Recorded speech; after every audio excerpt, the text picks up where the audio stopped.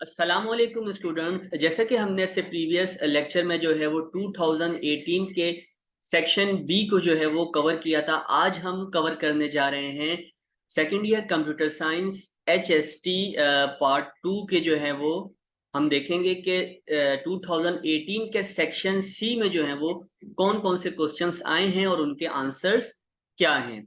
मैं हूं हैदर अली, आपका computer instructor V tuition channel की तरफ से। वी ट्यूशन पाकिस्तान का पहला free of cost learning platform है जहां पर ना सिर्फ आपको वीडियो में लेक्चर्स मिलेंगे बल्कि उनके साथ साथ आप अपने सब्जेक्ट से रिलेटेड तमाम क्विज़ेस और कंप्लीट नोट्स भी जो हैं वो फ्री ऑफ कॉस्ट www.vtuitions.com पर साइन अप होकर डाउनलोड कर सकते हैं। तो चलते हैं हम अपने नेक्स्ट लेक्चर की तरफ, जो कि आज हमारा होने जा रहा है 2018 का सेक्शन सी, जो कि डिटेल्ड आंसर क्वेश्चंस हैं और देखेंगे कि इनमें कौन कौन से क्वेश्चंस जो हैं वो आए हैं। सेक्शन सी क्वेश्चन नंबर 1 है define switch and break statement with an example. अब यहाँ पे अगर आप देखें तो ये क्वेश्चन जो है वो आपका 2022 में भी रिपीट हुआ है और 2021 में भी जो है वो रिपीट हो रहा है।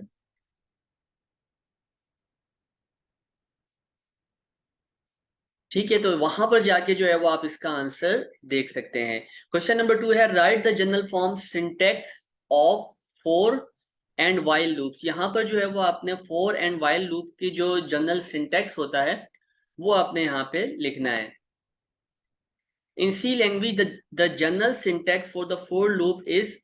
अब यहाँ पे क्या देखें, जो इसका जनरल सिंटेक्स है वो सिंपल किस तरह से होगा। फोर, सबसे पहले आपने फोर कीवर्ड का यूज किया, देन उसके बाद ब्रैकेट में आप लिखेंगे इनिशियलाइजेशन। सबसे पहले आप इनिशियलाइज करवाते हैं, देन कंडीशंस अप्लाई करवाई जाती हैं। कंडीशन अप्लाई करवाने के बाद या तो इंक्रीमेंट किया जाता है या फिर डिक्रीमेंट किया जाता है। और फिर इन ब्रैकेट्स के अंदर जो है आप जिस जिस भी कोड को आपने एग्जीक्यूट करवाना है रिपीटेडली, वो जो है वो यहाँ पर मेंशन किया जाता है। अब आप यहाँ पर देखें कि इनिशियलाइजेशन के अंदर क्या इनिशियलाइज करवा रहे होते हैं। It is an optional statement that is executed before the loop starts। क्या मतलब कि आपके पास एक ऑप्शनल स्टेटमेंट होती है जब आप लूप को स्टार्ट करने जा रहे होते हैं उससे पहले की। It is use to initialise the loop control variable. अब यहाँ पे क्या होता है कि जो है वो आप जो आपको लूप को जो कंट्रोल वेरिएबल देना है उसको इनिशियलाइज करवाया जाता है इनिशियलाइजेशन के प्रोसेस में, यहाँ किस स्टेप में। नंबर 2 है कंडीशन। अब कंडीशन, अब अगर आप यहाँ पे देखें कंडीशन क्या है, it is an expression that is checked before each iteration of the loop. अब यहाँ पे क्या होगा कि ये एक ऐसी एक्सप्रेशन होती है जब भी आप कोई लूप अप्लाई कर रहे होते हैं तो उस लूप पर जो इटरेशन अप्लाई होती है, यानी कितनी बार आपने उस कंडीशन को जो है वो रिपीट करवाना है, वो यहाँ पर जो है वो ऐड किया जाता है।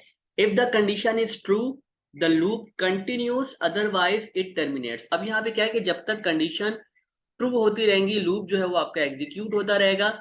जैसी कंडीशन जो है वो फॉल्स होगी तो लूप से जो है वो स्टेटमेंट टर्मिनेट हो जाएगी, तो आपका यहाँ प्रोग्राम जो है वो फिर ऑफ हो जाएगा। इसी तरह से नेक्स्ट हमारे पास है यहाँ पर इंक्रीमेंट है डिक्रीमेंट। अब ये क्या है, it is an optional statement that is executed after each iteration of the loop.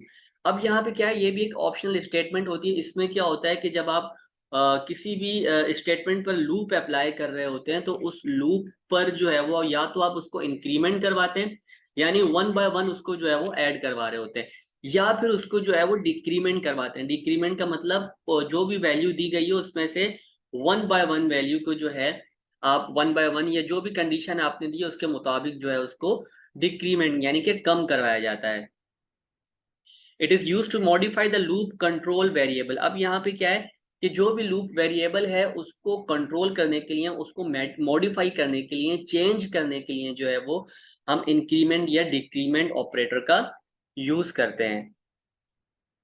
इसी तरह से हमारे पास वाइल लूप की अगर बात की जाती है तो यहाँ पर देखें इसके जो सिंटेक्स है वो भी सिंपल सा है। सबसे पहले आप वाइल की कीवर्ड यूज करेंगे, देन उसके बाद ब्रैकेट के अंदर जो है वो कंडीशन अप्लाई की जाएगी। ठीक है, इस तरह से फिर यहाँ पे ब्रैकेट्स के अंदर कोड टू बी एग्जीक्यूटेड, वो कोड लिखा जाएगा जो कि आपने एग्जीक्यूट करवाना है। अब यहाँ पे देखें कंडीशन में क्या आएगा, it is an expression that is checked before each iteration of the loop. ये भी जो है वो हर लूप की इटरेशन चेक करने से पहले जो है वो एक्सप्रेशन दी जाती है।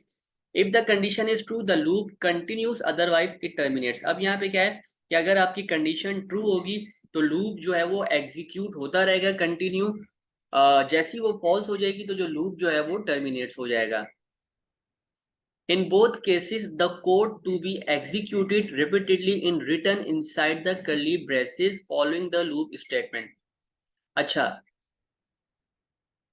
बस इसको यहाँ तक आप डिस्कस करिएगा, यहाँ तक ये जो है ना ये आप रहने दीजिएगा, ठीक है। बस यहाँ तक जो है वो इसका आंसर है। सिंपल इसने पूछा था write the general form syntax of for and while loop, तो यहाँ पे ये फॉर लूप की जनरल सिंटेक्स आ गया, उसको थोड़ा सा आपने डिफाइन कर दिया। उसके बाद वाइल लूप की जनरल सिंटेक्स आ गई, उसमें कंडीशन को डिफाइन कर दें। और ये वाला जो स्टेप है ना ये वाला इसको रहने दीजिएगा, बस यहाँ तक जो है वो आप इसमें इसका यूज करिएगा। क्वेश्चन नंबर 3 है explain why we use table form and report in MS Access. MS Access के अंदर जो है वो टेबल फॉर्म और रिपोर्ट को क्यों यूज किया जाता है और उसको एक्सप्लेन करें। तो ये क्वेश्चन आपका 2019 के अंदर रिपीट है, आप वहां पर इसका आंसर चेक कर सकते हैं। क्वेश्चन नंबर 4 है what are the different types of operators used in any C language program, define any two types. जो है अब यहाँ पे पूछा जा रहा है कि सी लैंग्वेज के अंदर कौन कौन से ऑपरेटर्स को यूज किया जाता है, उनकी टाइप्स कौन सी हैं, और कोई सी भी जो है वो दो टाइप्स को डिफाइन करें। तो ये क्वेश्चन भी जो है वो 2022 के पास पेपर में रिपीट है, आप वहां पर इसका वीडियो लेक्चर जो है वो देख सकते हैं। क्वेश्चन नंबर 5 है define different basic opening modes used to open a data file in C language. अब यहाँ पे क्या कह रहे हैं कि जो डिफरेंट बेसिक ओपनिंग मोड्स होते हैं उनको आपने डिफाइन करना है, जो कि एक डेटा फाइल को ओपन करने के लिए सी लैंग्वेज में यूज की जाती हैं। सबसे पहले आप हेडिंग दे देंगे बेसिक ओपनिंग मोड्स की। In C language when we open a data file we can specify different modes to control how the file is opened and how it can be accessed। यहाँ पे क्या कह रहे हैं कि देखें सी लैंग्वेज के अंदर जब भी हम कोई डेटा फाइल को ओपन करवाते हैं तो हम उसमें क्या कर रहे हो तो उसको स्पेसिफाई करवा सकते हैं, डिफरेंट मोड से उसको कंट्रोल कर सकते हैं कि किस तरह से फाइल को ओपन करना है और किस तरह से जो इस फाइल को एक्सेस करवाना है। वो तमाम जो है वो आपके ओपनिंग मोड्स में आ जाते हैं। यहाँ पे जो है कुछ बेसिक मोड्स दिए गए हैं। नंबर 1 पर है आर मोड, जो है जो आपके इन्वर्टेड कॉमास के अंदर लिखा हुआ है आर, ये कहलाता है रीड मोड। इसमें क्या होता है this mode is use to open a file for reading only. ये मोड जो है वो सिर्फ इसलिए यूज किया जाता है जब आपने सिर्फ फाइल को रीड करवाना हो। If the file does not exist fopen returns null. यहाँ पे क्या होगा कि अगर फाइल एग्जिस्ट ही नहीं करती तो एफ ओपन फंक्शन जो है वो कोई भी नल वैल्यू जो है वो रिटर्न करेगा। If the file exist it is open, अगर फाइल एग्जिस्ट कर रही होगी तो उसको जो है वो ओपन कर देगा। And the file pointer is position at the beginning of the file. और यहाँ पे क्या कर रहा होता है कि फाइल पॉइंटर जो है वो फाइल की बिगनिंग पोजिशन को जो है वो शो करवाता है। यहाँ पर आप देखें नंबर 2 पर है W, जो कि राइट मोड है। इसमें क्या है this mode is use to open a file for writing only. ये W जो मोड है यहाँ पर ये फाइल में कुछ भी राइट करने के लिए जो है वो यूज किया जाता है। If the file does not exist it is created. अब यहाँ पे क्या होगा देखें राइट मोड में क्या है कि ये जो है वो किसी भी फाइल को राइट करने के लिए यूज किया जाता है। कह रहे हैं कि अगर फाइल एग्जिस्ट नहीं करती, if the file does not exist it is created। अगर फाइल एग्जिस्ट नहीं करेगी तो ये उसको क्रिएट करेगा। if the file exist, अगर फाइल एग्जिस्ट करती है its contents are truncated and the file is opened as a new file। अब यहाँ पे क्या होगा कि उनके contents में जो है वो उसको चेंज कर देगा और एक न्यू फाइल को जो है वो ओपन कर देगा। The file pointer is position at the beginning of the, अच्छा वही चीज यहाँ पर जो है उसको डिफाइन की जा रही है। इसी तरह से ए मोड है जो कि एपेंड मोड कहलाता है। इसमें क्या होता है this mode is use to open a file for writing only. ये भी जो है वो राइटिंग पर्पस के लिए ही यूज किया जाता है।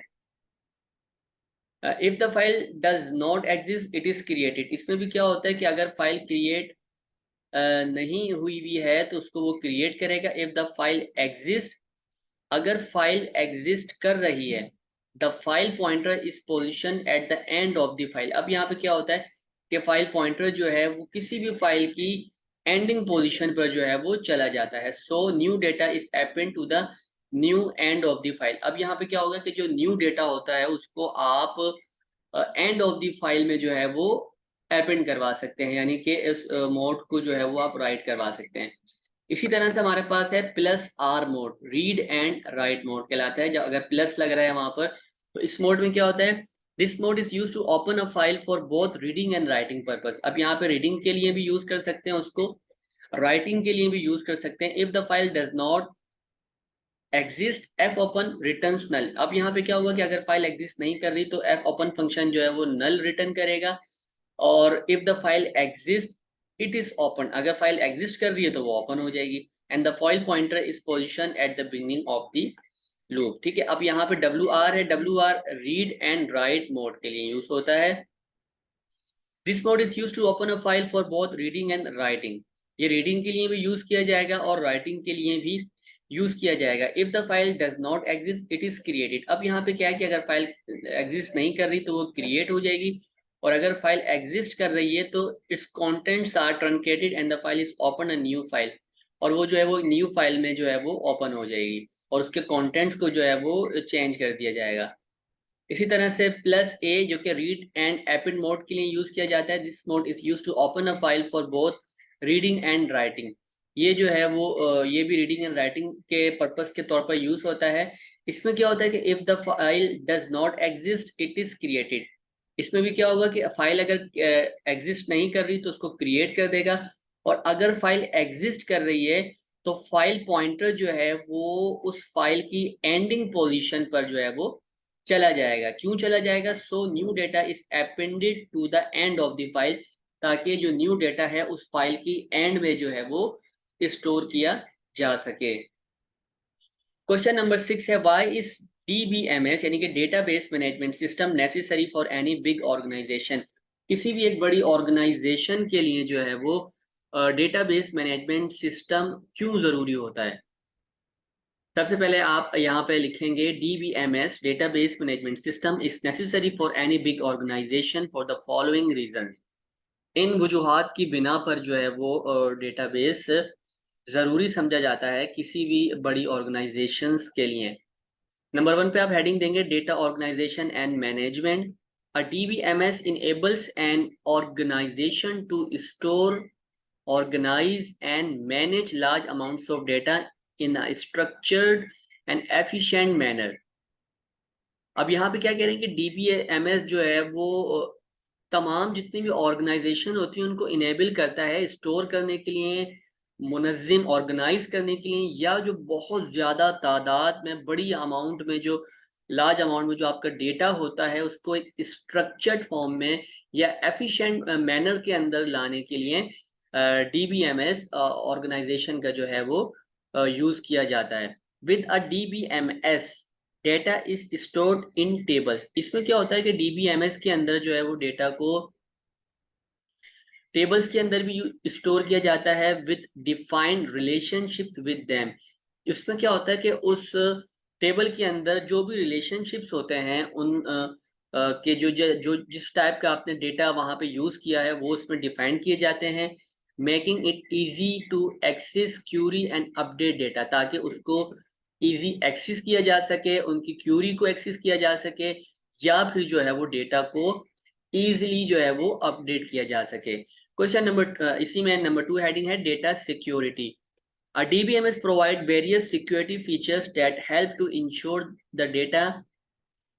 the integrity of data. It provides user access controls, data encryption and other security measures that help to prevent unauthorized access to data। अब यहाँ पे क्या कह रहे हैं कि डेटा DBMS जो है वो आपको डेटा सिक्योरिटी भी प्रोवाइड कर रहा होता है, ताकि जो है वो इसमें आप जो भी डेटा है उसको प्रिवेंट कर सकें अनऑथराइज एक्सेस होने से, यानी ऐसे एक्सेस होने से जिनको आप एक्सेस नहीं देना चाहते, वहां पर जो है वो डेटा को इनक्रिप्ट कर दिया जाता है सिक्योरिटी मेजर्स की मदद से, जो है उन डेटा को अनऑथराइज एक्सेस होने से जो है वो बचाया जाता है। तो डीबीएमएल जो है वो एक डेटा सिक्योरिटी भी जो है वो प्रोवाइड करती है। इसी तरह से data consistency and accuracy, a DBMS ensures that data is consistent and ensure and accurate by enforcing data integrity rules.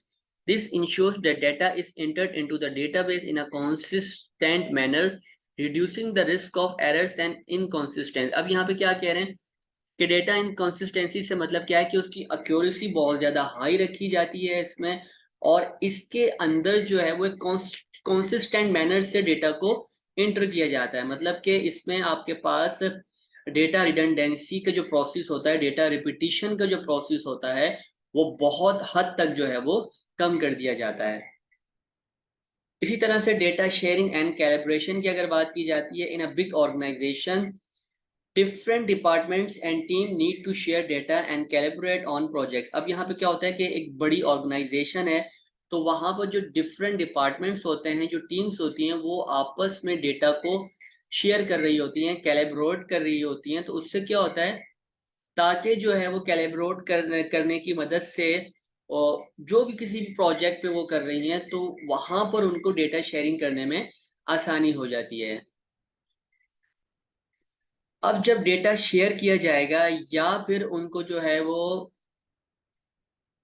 Share करने की मदद से, अगर आप मिसाल के तौर पर देखें, अब यहाँ पे हम कैसे इसको डिफाइन करेंगे, डेटा शेयरिंग एंड कैलिब्रेशन। अब यहाँ पे डिफरेंट डिपार्टमेंट्स हैं, एक ऑर्गेनाइजेशन है, उसके डिफरेंट डिपार्टमेंट्स या टीम अलग अलग नेटवर्क्स पर जो है वो सर्वर के जरिए एक डेटाबेस से कनेक्ट है। ठीक है, तो अब वो क्या होगा कि डेटा को जब वो शेयर कर रहे होंगे या कोलैबोरेशन कर रहे होंगे किसी भी एक प्रोजेक्ट पे, तो उनके लिए डेटा को शेयर करना जो है इसी डेटाबेस मैनेजमेंट सिस्टम की मदद से बहुत ज्यादा आसान हो जाएगा। A DBMS makes it easy to share data between different departments and team by providing a central repository of data। यानी कि वो चीज जो मैं आपको बताया था कि एक सेंट्रल सर्वर पर जो है एक डेटाबेस पर उनका डेटा जो है वो सेव कर दिया जाएगा, वहीं से जो है वो तमाम डिपार्टमेंट्स वाले उस डेटा को क्या कर रहे होंगे, एक्सेस कर रहे होंगे। तो ये भी जो है वो डेटाबेस मैनेजमेंट सिस्टम जो है वो प्रोवाइड कर रहा होता है डेटा शेयरिंग। देन उसके बाद है डेटा बैकअप एंड रिकवरी। इसमें क्या होता है, a DBMS provides backup and recovery features that help to protect data in case of system failures, disasters और other events that may cause data loss.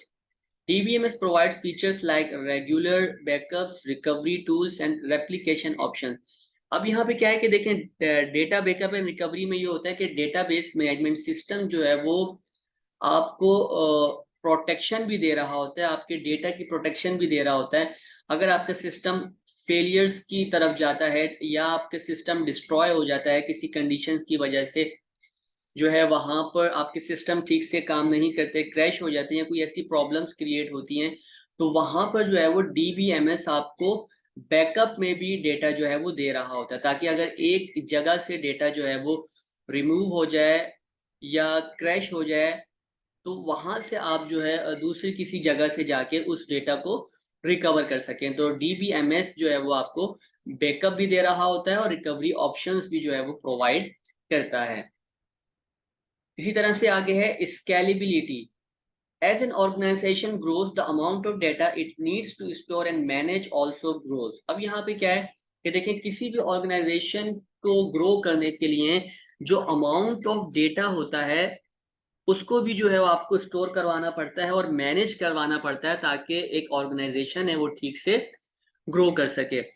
A DBMS provides scalability features that allow an organization to expand its database as needed without having to worry about performance और data management issues। अब यहाँ पे क्या है कि देखें, एक DBMS जो है वो आपको स्केलेबिलिटी फीचर्स भी प्रोवाइड कर रही होती है, यानी कि आप वहां पर बगैर किसी परेशान हुए उस डीबीएमएस की परफॉर्मेंस को लेके, डेटा मैनेजमेंट के इश्यूज को बगैर जो है वो देखे हुए भी जो है वहां पर क्या कर रहे होते हैं, उनके फीचर्स का जो है वो यूज कर रहे होते हैं।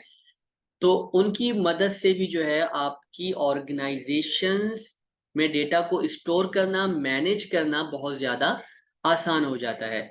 अगर हम आसान लफ्जों में कहें तो DBMS is necessary for any big organisation, यानी हर जो जितनी भी बड़ी ऑर्गेनाइजेशन हैं उनके लिए एक डेटाबेस मैनेजमेंट सिस्टम बहुत ज़्यादा ज़रूरी समझा जाता है। जैसे कि नादरा का आप देख लें, इसी तरह से जो बड़े हॉस्पिटल्स होते हैं वहाँ पर हैं, या फिर आपकी जो एयरलाइन सिस्टम्स होते हैं उनके टिकट्स हैं, उनकी सारी जो मैनेजमेंट्स हैं, रेलवे सिस्टम्स हैं उनके डेटाबेस अलग हैं, ठीक है, बैंकिंग सिस्टम्स हैं उनके डेटाबेस अलग हैं। तो वो क्या करते हैं कि तमाम जो है उनको डेटाबेस पर अपने डेटा को रिकॉर्ड करवा देते हैं, सेव कर लेते हैं, ताकि इन फीचर्स में जो है वो उनका यूज़ किया जा सके या उस डेटा को एक्सेस किया जा सके। तो डेटाबेस मैनेजमेंट सिस्टम जो है वो बहुत ज़रूरी समझी जाती है किसी भी बड़ी ऑर्गेनाइजेशन में डेटा को स्टोर करवाने के लिए, मैनेज करवाने के लिए, सिक्योर करवाने के लिए, या फिर डेटा को जो है वो शेयर करवाने के लिए in a structured and efficient manner के अंदर। Ensuring data consistency and accuracy and providing scalability and backup recovery options, यहाँ तक कि तमाम आपको जो है वो उसमें data consistency, accuracy, providing scalability या फिर बैकअप या रिकवरी ऑप्शन भी जो है वो आपको देखने को मिल जाते हैं। क्वेश्चन नंबर 7 है defined function, what are the main characteristics of a function. ये क्वेश्चन जो है वो 2022 के पास्ट पेपर में रिपीट हुआ है, वहां पर जाके आप जो है वो इसका आंसर जो है वो देख सकते हैं। क्वेश्चन नंबर 8 है define different formats specifiers use in any formatted function. किसी भी फॉर्मेटेड फंक्शन जो कि सी के अंदर होते हैं उनके जो डिफरेंट फॉर्मेट स्पेसिफायर्स हैं वो क्या होते हैं, उनको डिफाइन करना है। तो सबसे पहले आप हेडिंग दे देंगे फॉर्मेट स्पेसिफायर्स की। In C programming language format specifiers are use in formatted input output functions like print f, scanf, etc. to specify the type of data being printed or scanned। अब यहाँ पे क्या कह रहे हैं कि सी प्रोग्रामिंग लैंग्वेज के अंदर फॉर्मेट स्पेसिफायर्स का यूज किया जाता है। कब यूज किया जाता है, जब हम कोई डेटा को इनपुट करवा रहे होते हैं या आउटपुट ले रहे होते हैं, जैसे कि प्रिंट एफ है, स्कैन एफ फंक्शंस है, तो वहां पर जो है उनके फॉर्मेट स्पेसिफायर्स को मेंशन किया जाता है। अब यहाँ पे कुछ कॉमनली यूज होने वाली जो फॉर्मेट स्पेसिफायर्स हैं सी लैंग्वेज के अंदर वो डिफाइन की गई हैं। इसमें नंबर 1 पर अगर आप देखें तो है %d। %d जैसा कि मैंने आपको बताया था कि ये जो है वो यूज किया जाता है, it is use to print करवाने के लिए या स्कैन करवाने के लिए इंटीजर इन डेसिमल फॉर्मेट। ठीक है, यानी कोई भी जो आपका इंटीजर वैल्यू होगी उसको प्रिंट करवाने के लिए या स्कैन करवाने के लिए हम इसका यूज करते हैं, जो कि जैसे कि 1 2 3 4 5 6 इस तरह की जो भी वैल्यूज होती हैं उनके लिए इस फॉर्मेट स्पेसिफायर का यूज किया जाता है। इसी तरह से हमारे पास नंबर 2 पे है %f। It is use to print और scan floating point numbers in decimal format. इसमें क्या होता है कि ये जो है वो यूज किया जाता है प्रिंट करवाने के लिए भी, स्कैन करवाने के लिए भी। जितने भी फ्लोटिंग पॉइंट नंबर्स होते हैं जो कि आपके पॉइंट में आ रहे होते हैं 5.267 58.987, इस तरह के जो भी नंबर्स होते हैं जो कि पॉइंट में होते हैं उनके लिए हम %f का जो है वो यूज करते हैं। इसी तरह से हमारे पास आ जाता है %c। It is use to print और स्कैन सिंगल कैरेक्टर्स। अच्छा, अब यहाँ पे क्या है कि %c जो है वो कोई भी सिंगल कैरेक्टर को प्रिंट करवाने के लिए या स्कैन करवाने के लिए यूज किया जाता है। जैसे कि अगर आपको p जो है वो प्रिंट करवाना है तो सिंगल जो ये कैरेक्टर है p के लिए आप %c फॉर्मेट स्पेसिफायर का यूज करते हैं। इसी तरह से हमारे पास आ जाता है %s। It is use to print और स्कैन स्ट्रिंग्स ऑफ कैरेक्टर्स। अब यहाँ पे क्या है कि अगर आपको एक से ज्यादा कैरेक्टर्स को जो है वो प्रिंट करवाना है, मिसाल के तौर पर पाकिस्तान, तो ये एक पूरा क्या कहलाएगा, यानी एक से ज्यादा कैरेक्टर्स का इसमें यूज हो रहा है तो स्ट्रिंग्स ऑफ कैरेक्टर्स कहलाएंगे। तो वहां पर जो है वो आप %s का जो है फॉर्मेट स्पेसिफायर यूज करेंगे। इसी तरह से हमारे पास आ जाता है %x। It is use to print और scan integer in hexadecimal format. अगर आपको हेक्साडेसिमल फॉर्मेट के अंदर जो है वो वैल्यू को स्कैन करवाना है या प्रिंट करवाना है तो वहां पर जो है वो %x का यूज करेंगे। और इसी तरह से %o जो है it is use to print और scan integer in octal format. अगर ऑक्टल फॉर्मेट के अंदर आप यूज करने जा रहे हैं तो ऑक्टल फॉर्मेट जो कि 8 से रिप्रेजेंट करवा रहे होते हैं और हेक्साडेसिमल में 16 से। तो 8 से जो वैल्यू आप रिप्रेजेंट करवाते हैं तो वहां पर आप परसेंट जीरो का जो ओ का जो है वो यूज करेंगे। इसी तरह से परसेंट ई और या परसेंट कैपिटल ई, ये क्यों यूज किया जाता है? It is use to print और scan floating point numbers in scientific notation. यानी कि अगर आपने कोई ऐसी वैल्यू है 5.278 मल्टीप्लाई बाय 10 की पावर -9 या 10 की पावर 8, इस तरह की जो एक्सपोनेंट वैल्यूज होती हैं उनको मेंशन करवाने के लिए हम जो है वो परसेंट ई या परसेंट कैपिटल ई का जो है वो यूज कर रहे होते हैं। इसी तरह से परसेंट जी और या परसेंट कैपिटल जी का अगर हम यूज कर रहे हैं अपर केस लेटर में तो ये यूज किया जाता है। It is used to print or scan floating point numbers in either decimal or scientific notation depending on the value। अब यहाँ पे क्या है कि अगर कोई ऐसी वैल्यू है जो कि डेसिमल फॉर्म में, सिंपल फॉर्म में आ रही है, ठीक है, वो वैल्यू है, या फिर आपकी कोई ऐसी वैल्यू जो कि साइंटिफिक नोटेशन में जा रही है जिसमें एक्सपोनेंट वैल्यू को आप यूज कर रहे हैं, तो वहां पर जो है वो परसेंट जी या कैपिटल परसेंट जी का जो है वो यूज करते हैं।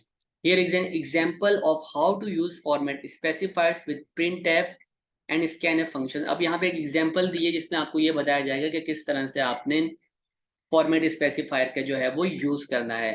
नंबर 1 पर है इंट एज, एक इंटीजर क्रिएट किया जिसमें हमने वेरिएबल बनाया एज के नाम से। एक फ्लोट डेटा टाइप दी जिसके अंदर हमने वेरिएबल बनाया सैलरी के नाम से। एक कैर के नाम से हमने डेटा टाइप ली जिसके अंदर हमने एक वेरिएबल बनाया ग्रेड के नाम से। अब यहाँ पे क्या है, to print the variables with format specifiers. जैसे कि आपको पता होगा कि एज के लिए, यानी कि एज क्या है, इंटीजर वैल्यू है। आपने डेटा टाइप इंटीजर यूज किए तो इंटीजर के लिए आप परसेंट डी का यूज कर रहे होते हैं। जैसे यहाँ पे मेंशन है, इंटीजर के लिए परसेंट डी का यूज करेंगे, तो यहाँ पे परसेंट डी आ गया। अब सैलरी क्या है, सैलरी को आपने रखवाया फ्लोट में। फ्लोट यानी कि पॉइंट की वैल्यू होती, तो सैलरी को आपने मेंशन करवा दिया परसेंट एफ से। इसी तरह से ग्रेड सी, ग्रेड जो है वो आपका क्या है, कैर वेलेक्ट्री का यूज किया, यानी कि आप यहाँ पे क्या कर रहे हैं, कैर डेटा टाइप यूज किए, इसमें आप सिंगल कैरेक्टर का यूज करते हैं, तो इसलिए आपने यहाँ पे ग्रेड में आपने लिखा है परसेंट सी। ठीक है, इसी तरह से इसको कॉमा लगा के यहाँ पे बंद किया और उसके बाद आगे आपने मेंशन कर दिया जो वेरिएबल्स आपने बनाए होंगे, एज, सैलरी एंड ग्रेड, तीनों को जो है वो कॉमा से सेपरेट करके सेमीकोलन लगा देंगे। इसी तरह से जब इनकी स्कैनिंग वैल्यू लेंगे, यानी कि यूजर से जब इनपुट वैल्यू लेंगे, तो वो किस तरह से होगी, परसेंट डी पहली वैल्यू आ गई, परसेंट एफ दूसरी वैल्यू आ गई, परसेंट सी तीसरी आ गई, कॉमा। अब ये एम परसेंट जो है आप देख रहे हैं यहाँ पर, एम परसेंट का निशान जो यूज हो रहा है, ये क्या होता है, उस वेरिएबल को एड्रेस करवाने के लिए, लिंक करवाने के लिए जो है वो यूज किया जाता है। तो एम परसेंट एज यानी कि वेरिएबल ये वाला आपने ऐड करवा दिया, एम परसेंट सैलरी ये वाला ऐड करवा दिया, एम परसेंट ग्रेड तो आपने ये वाला जो है वो यहाँ पर ऐड करवा दिया। Note that the format specifiers must match the type of variable being printed or scanned, otherwise the program may produce unexpected results। अब यहाँ पे क्या कह रहे हैं कि ये चीज आप नोट करें कि जो फॉर्मेट स्पेसिफायर्स होते हैं उनको आपने वेरिएबल के साथ मैच करना है। अगर आप वेरिएबल के साथ मैच नहीं करेंगे तो आपका जो रिजल्ट है वो बिल्कुल ही एक अजीब सा अनएक्सपेक्टेड देखने को जो है वो मिल रहा होगा।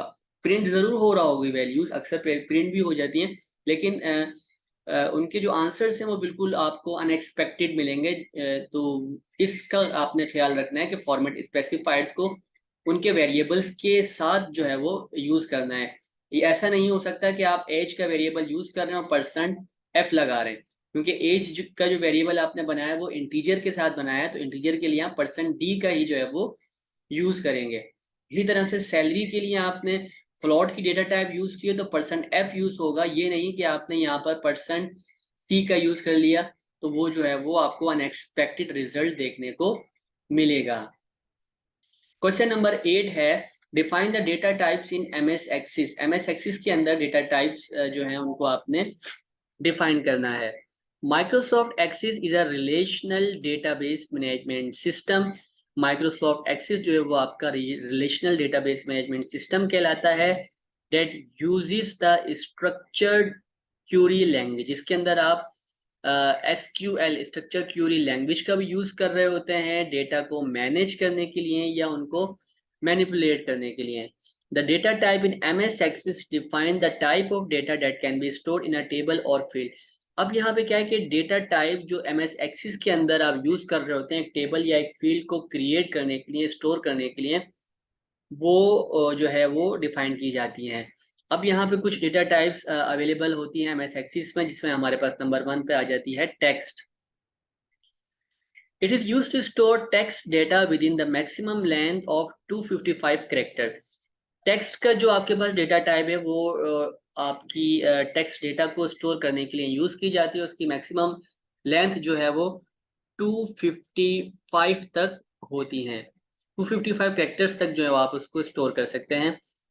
इसी तरह से नंबर 2 पे हमारे पास है मेमो के नाम से। It is used to store longer text data up to 65,535 character. यानी अगर आप मेमो डेटा टाइप का यूज कर रहे हैं तो वहां पर जो है आप इस रेंज की कैरेक्टर्स को जो है वो स्टोर करवा सकते हैं। इसी तरह से नंबर की डेटा टाइप ले लेते हैं। It is used to store numeric data including integers and floating point numbers. अगर आपको इंटीजर डेटा टाइप यूज करनी है, floating point number type use करनी है, तो आप वहां पर नंबर डेटा टाइप का जो है वो यूज कर रहे होंगे। इसी तरह से डेट एंड टाइम है। It is used to store date and time value. अगर आपने डेट एंड टाइम वैल्यू को स्टोर करवाना है तो आप डेट या टाइम डेटा टाइप का यूज करेंगे। इसी तरह से करेंसी है। It is used to store currency values with up to 4 decimal places.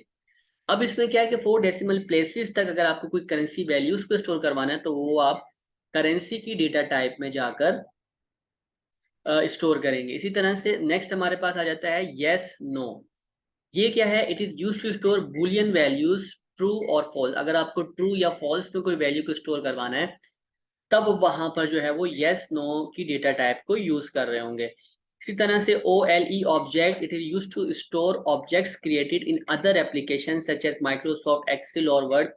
इसमें क्या है कि अगर आपको माइक्रोसॉफ्ट एक्सेल में या वर्ड में या किसी तरह की दूसरी जो एप्लीकेशंस होती हैं वहां पर जाके अगर आपको कोई ऑब्जेक्ट्स को स्टोर करवाना हो तो जो है वो हम OLE ऑब्जेक्ट्स का यूज करते हैं। देन हमारे पास आ जाता है हाइपरलिंक। इसमें क्या होगा? It is used to store hyperlink value such as URLs। अगर आपको यूनिफॉर्म रिसोर्स लोकेटर्स यानी कि कोई वेबसाइट का एड्रेस है या कोई और लिंक है, वो अगर आपको जो है वो ऐड करवाना है इस अपने टेबल के अंदर, फील्ड के अंदर, तो आप हाइपरलिंक डेटा टाइप का वहां पर यूज कर रहे होते हैं। इसी तरह से हमारे पास टाइप आ जाती है attachment. It is used to store multiple files और object in a single field. एक टेबल के अंदर, एक सिंगल फील्ड के अंदर अगर आपको मल्टीपल फाइल्स को या ऑब्जेक्ट्स को स्टोर करवाना है तो वहां पर जो है वो हम अटैचमेंट डेटा टाइप का यूज कर रहे होते हैं। देन इसी तरह से लुकअप विजार्ड के नाम से है। इसमें क्या होता है? लुकअप विजार्ड में it is use to create a drop down list of value to select from. अब इसमें क्या होगा कि आपके पास ड्रॉप डाउन लिस्ट बन जाएगी, उसमें से आप किसी भी वैल्यूज को जो है वो सिलेक्ट करवा सकते हैं। देन हमारे पास आ जाता है ऑटो नंबर्स। इसमें क्या होगा? It is use to generate a unique sequential number for each record in a table. एक टेबल के अंदर, एक रिकॉर्ड के अंदर अगर आपको एक सिक्वेंशियल नंबर, एक यूनिक नंबर जनरेट करवाना हो तो वहां पर जो है वो ऑटो नंबर का यूज किया जाता है।